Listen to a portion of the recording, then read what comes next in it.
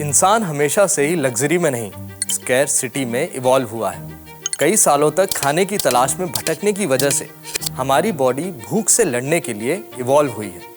लेकिन पिछले 100 सालों में गेम बदल गया। अब हमने भूख नहीं बल्कि ओवर न्यूट्रिशन यानी ज़्यादा खाने को एक प्रॉब्लम बना लिया है। मोटापा, डायबिटीज़ और हार्ट डिसीज़ ये सब एक्स्ट्रा लोड का नतीजा है।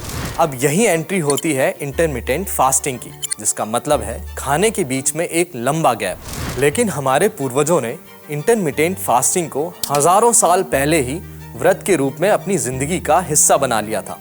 व्रत केवल एक परंपरा नहीं है बल्कि बॉडी को सर्विसिंग देने की एक एंशिएंट टेक्निक है।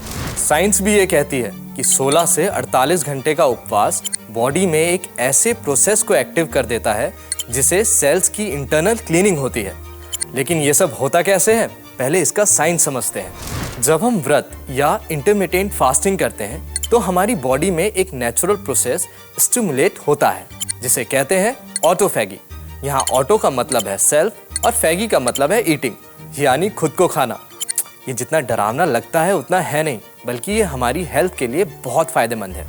तो होता ये है कि ऑटोफैगी इनएक्टिव टूटे फूटे सेल पार्ट्स को हटाकर उनकी जगह नए हेल्दी पार्ट्स को बना देता है। ये सेल्स को फिर से एनर्जी और स्ट्रेंथ से भर देता है ताकि हमारी बॉडी पहले की तरह एक्टिवली काम कर सके। एक तरह से ये हमारी बॉडी का रीसेट बटन है जो टॉक्सिन्स को निकालकर सेल्स को हाइपरटेंशन और बीमारियों से लड़ने में मदद करता है। लेकिन ध्यान रखने वाली बात यह है कि ये ऑटोफैगी खास तौर पर 16 से 18 घंटों की फास्टिंग के बाद ही इफेक्टिवली शुरू होती है। इसलिए इंटरमिटेंट फास्टिंग का सही टाइमिंग चुनना इसे एक्टिव करने के लिए सबसे ज़्यादा इम्पॉर्टेंट है। ऑटोफैगी पर किए गए रिसर्च के लिए जापानी वैज्ञानिक योशिनोरी ओशुमी को 2016 में नोबेल प्राइज मिला था।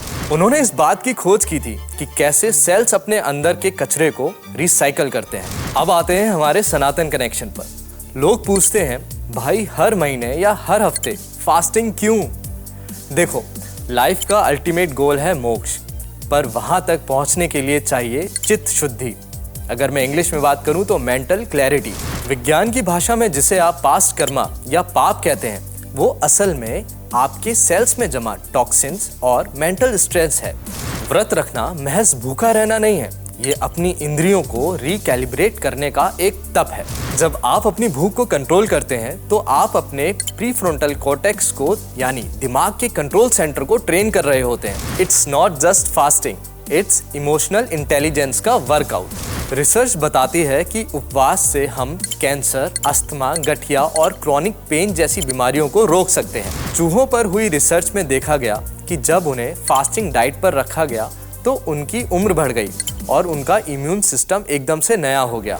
हमारे पूर्वजों ने इसे बहुत पहले ही समझ लिया था, इसीलिए हमारे यहाँ तिथि और नक्षत्र के हिसाब से व्रत बताए गए हैं। ये सिर्फ अंधविश्वास नहीं था, ये समय का विज्ञान यानी क्रोनोबायोलॉजी था। बॉडी की इंटरनल क्लॉक को नेचर की क्लॉक से मैच करना ही व्रत का असली विज्ञान है। तो अब आप मुझसे पूछेंगे, क्या व्रत में चिप्स खा सकते हैं? तो जवाब है नहीं। आज के समय में हमने व्रत को फास्टिंग नहीं, फीस्टिंग बना दिया है।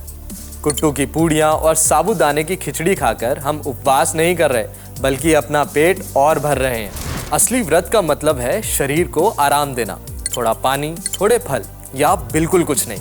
तभी वो हार्मोनल बदलाव होंगे जिनका जिक्र साइंस भी करती है। तभी इंसुलिन गिरेगा और ग्रोथ हार्मोन बढ़ेगा। उपवास सिर्फ वजन कम करने का तरीका नहीं है, ये अपनी आत्मा और शरीर को फिर से जोड़ने का तरीका है। ये चित्त शुद्धि है ताकि हम लाइफ के बड़े लक्ष्यों, धर्म, अर्थ, काम और मोक्ष को हासिल कर सकें।